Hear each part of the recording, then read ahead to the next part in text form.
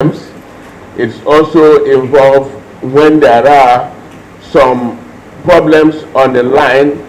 These problems on the line may have been prompted by load conditions, load management, whereby the frequency begins to fluctuate.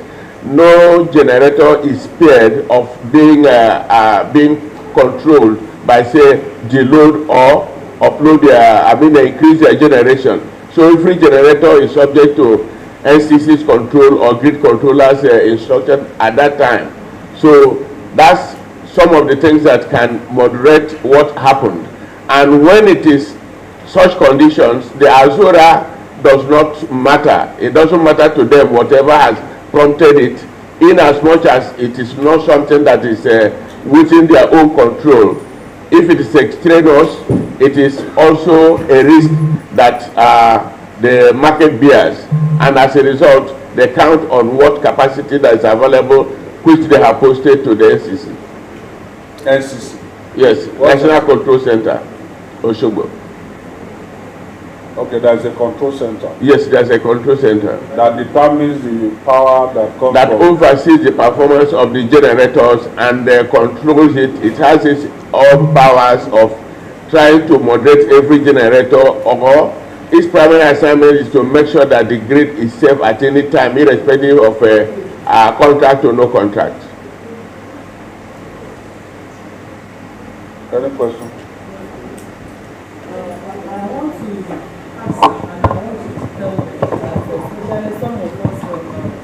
That particular Osogbo that you are mentioning, sir, that you have your generator there, is it that can we be favored?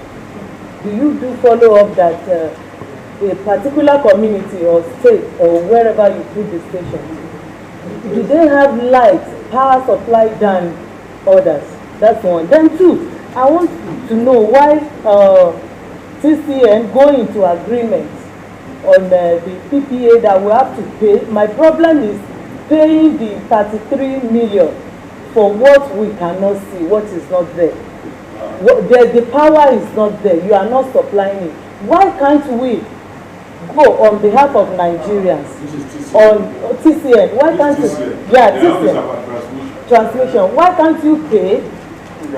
Why can't you? No, they are gathering. Why can't you gather? When you gather, the amount you gather, why can't you just go on that, so that we will not be paying, we will not be, what you have not gathered, the 450 that you said, the Azura, for example, they are to supply, to add to the 600. Because I can see that there is favorism about this Azura, and we need to know what's so special about this Azura than Nigeria. Yeah, if it is PPA, Mr. Chairman, sir, why should it be at the expense of Nigerians? Okay, why should it be at the expense of Nigerians? Thank you. And that's the agreement on the building of the transmission lines that will be used for evacuating power from Azura. This your contract was signed on the 12th of November 2010. After due diligence must have been taken, all things put into consideration. The contract was to be completed in 2 years, meaning that it all to be completed in 2013. As we are talking, according to you now, 9 years after, it has not been completed. That's number one.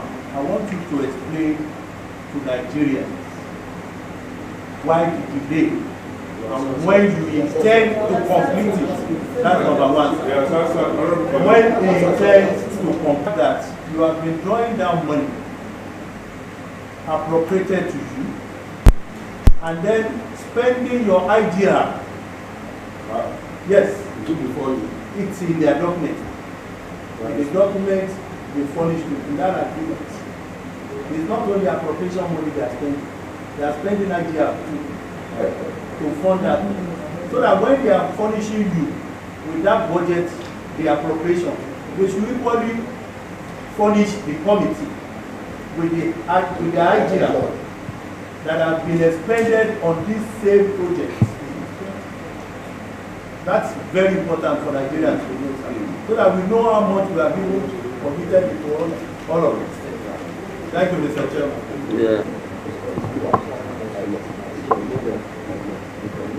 Anyway, let me moderate the question. That from 2010 to date, provide us all your IGR and expenditure. Also provide us your audit report, auditor's report. I think that will take over that question. Okay. Chairman, do I answer for honorable? Cities or states that provide that host your stations get advantage of power supply. Okay. Hub, which we call the National Control Center. But they host you. They host the hub. We understand, and they host us. Presently, we pay tax, we pay land rent, we pay all those things, but that does not cancel corporate social responsibility. So in any station where we have what we call interbus, that interbus means we have 330, but this 330 ought to go out, but now there is a step down within that area. Now it means that from 330 we come down to 132 to 33, which will now go into the areas, and with 132 is most often not easy to go out. When it goes out, it means the grid is completely out. So the host communities enjoy because of the presence of a transmission substation in that area. That's the way I will answer that. All right. Yes, and then the other one, the PPA. Transmission company is not part and parcel of this PPA. Don't say that. Don't say that. Before PPA is signed, you do connecting agreement. Yeah, connection agreement is we are not part of it, please. Chairman, you are part of it indirectly because there cannot be PPA without a connecting agreement. Yes. Before a contractor providing power will come to embed, they will ask him for the connecting agreement. Before that PPA is signed, there must be a connecting agreement.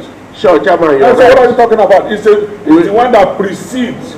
Yeah, connection agreement precedes, and just like any other generator. So, sir, you sign Azura connecting agreement before embed sign the PPA.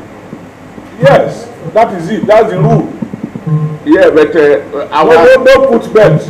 No, our issue is online and not on the commercial conditions that. No, yes, I'm not asking for commercial conditions.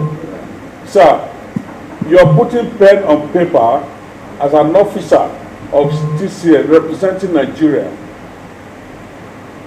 Gave the authority to embed to commit Nigeria to $33 million. Without your connecting agreement, he will not sign. He will not sign. If you have said, I cannot do, there is no connecting, there is no power, there is no, what do you call it, structure to transmit. There is no structure to transmit this power. Embed will not sign. We won't be where we are. There will be no PPA. But because of some extraneous circumstances, you abandon those who have no PPA, and you sign connecting agreement with somebody that is going to commit us for 20 years, that's $3 million every month for 20 years. And here we are, sir. Okay, go to the document you submitted to us, sir. This one, the page 2. So read your average power supply, megawatts. What's the average? It is in 2019. Your 2018, sir. 2018. The average, the total average per month.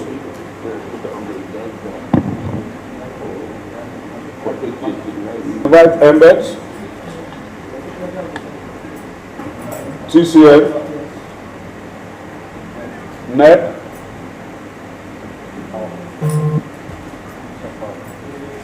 and NDPHC, The NDP, they call NDPC, Niger Delta Power Hub.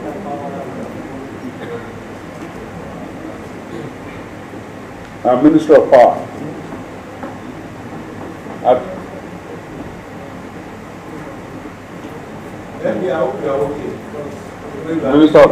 Minister of Power. At a later date. I'm not. And Bureau of Public Procurement. And Ministry of Finance.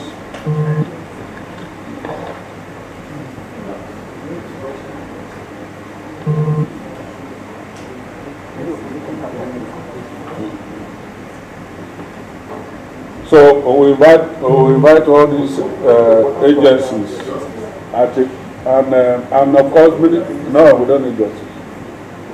We invite these agencies and their principal, their head of the, what do you call them? The head of the agencies are to appear. We will communicate to them the appropriate dates.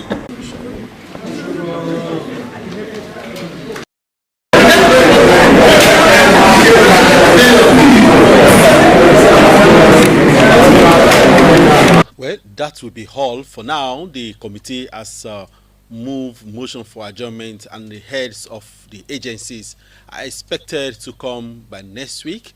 As I promised that we're going to bring details of everything that happens in the committee to you, and that is all that we've brought down to you for you to have knowledge of what is going on as regard to the issues of contracts and orders, and what are those things that are happening at the different locations in the different offices of different departments. Now you have knowledge of it. Well, this is GTV Africa coming to you live from our studio, bringing to you the happenings in National Assembly, inside National Assembly, and others in the Parliament to your doorsteps. That's the Committee on Finance that has undergone, that is taking care of the happenings, the contract, illegalities, and others that is happening in the contracts signed by NIPP and the proposed sales of the TCN and others, and other things that has happened in the committee. Well, till I come your way again, I'm Bemiga Olamikon. Subscribe to our YouTube channel and you have knowledge of more other things.